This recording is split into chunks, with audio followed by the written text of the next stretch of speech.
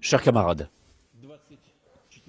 le 24 février a commencé l'opération militaire spéciale en Ukraine.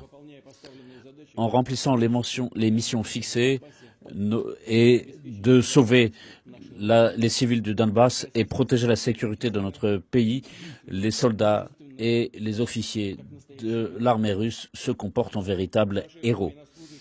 Nos militaires se battent avec vaillance en comprenant parfaitement la justesse de notre cause. Et même après leurs blessures, ils continuent à combattre, se sacrifiant leur vie pour sauver leurs camarades et les civils.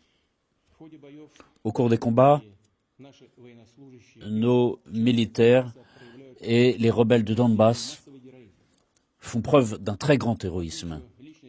Je note aussi les hommes de la 100e brigade d'infanterie motorisée près de Donetsk, le lieutenant Bergarda, près de Volnovacha, a pu pénétrer profondément sur les positions occupées par les nationalistes depuis près de 8 ans.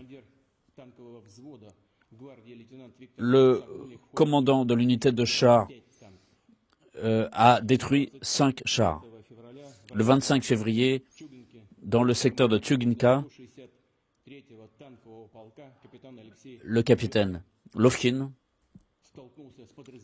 a fait face à un détachement de nationalistes qui comptait 15 chars et 6 BMP.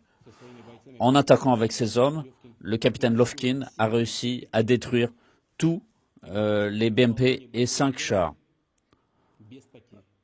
en remplissant sa mission sans aucune perte. J'ai signé un décret d'attribution au lieutenant Gadji Magomedov le titre de héros de la Russie, malheureusement à titre posthume. Au combat, il a mené ses hommes comme un véritable chef. Il a protégé ses subalternes, gravement blessés.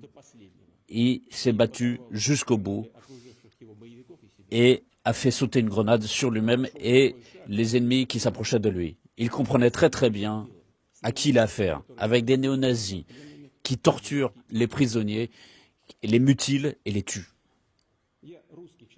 Je suis un Russe.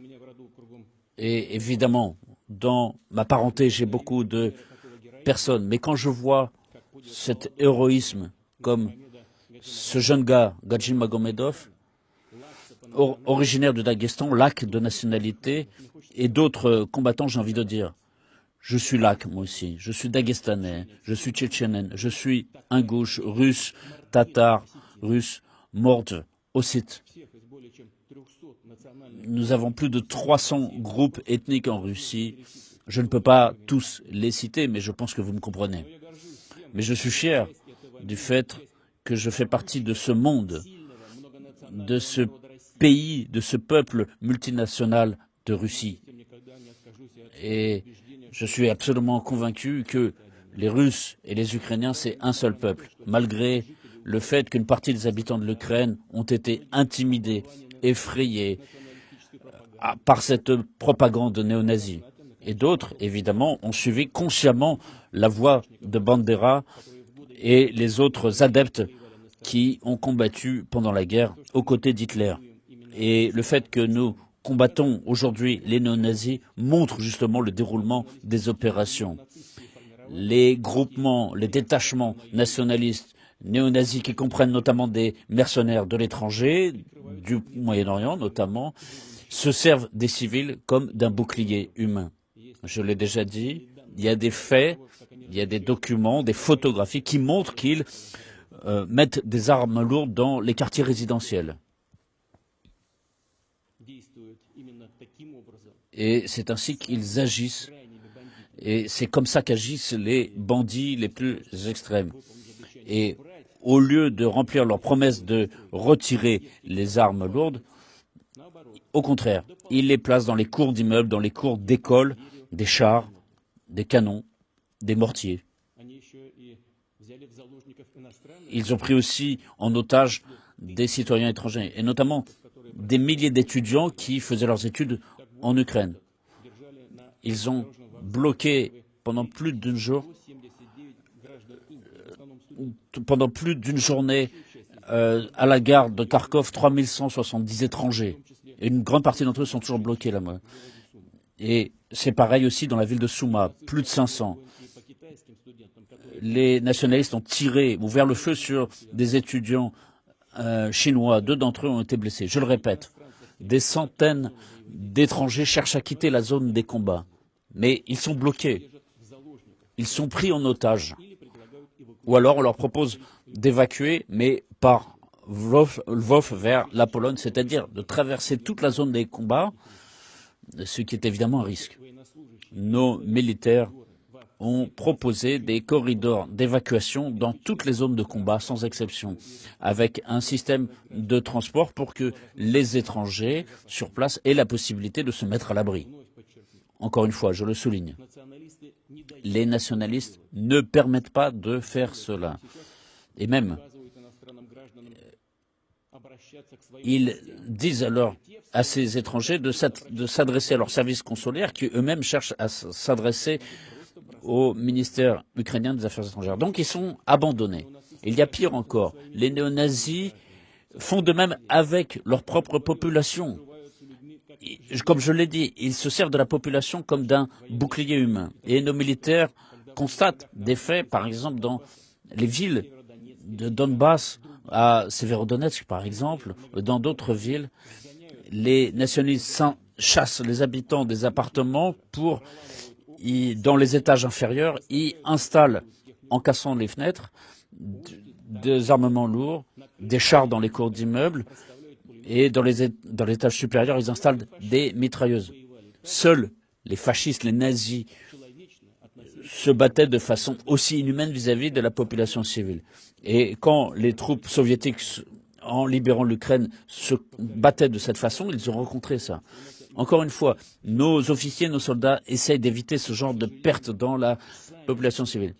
Et malheureusement, ils subissent eux-mêmes des pertes. Et notre devoir est de soutenir nos camarades qui se battent pour défendre la sécurité de notre pays, notre peuple, le peuple. À toutes les familles des blessés et des morts au combat, il y aura des assurances avec des indemnités à hauteur de 7 400 000 roubles, avec des compensations mensuelles à chaque membre de la famille des morts. Mais en plus, il me paraît important d'établir aussi des indemnités supplémentaires pour les militaires et tous les participants aux opérations dépendant d'autres services de l'État qui participent à hauteur de 5 millions de roubles. Tous les militaires blessés lors des opérations recevront aussi des indemnités, c'est-à-dire une assurance et une indemnité spécifique. Et ceux qui sont, par exemple, contractuels et qui se trouvent placés inaptes au service militaire recevront une indemnité de 2 900 000 roubles. Et il y aura aussi des indemnités mensuelles. Tout cela est déjà prévu par la loi. De plus, il me paraît important de prévoir des indemnités complémentaires à tous les militaires et autres membres des services qui participent actuellement à cette opération et qui ont été blessés à hauteur de 3 millions de roubles. Encore une fois, je le souligne, aujourd'hui, nos soldats, nos officiers sur le territoire de l'Ukraine se battent pour la Russie, pour la population du Donbass, pour la démilitarisation, la dénazification de l'Ukraine, pour que ce territoire qui, depuis 30 ans, est transformé en anti-Russie, notamment avec des armes différentes, y compris peut-être nucléaires. Nous devons être fiers de nos forces armées. Nous allons continuer à célébrer la mémoire de nos camarades tombés au combat. Nous ferons tout pour défendre leurs familles, leurs enfants, leur donner une scolarité. Je vous demande de célébrer la mémoire de ceux qui sont tombés au combat au cours de l'opération spéciale en Ukraine.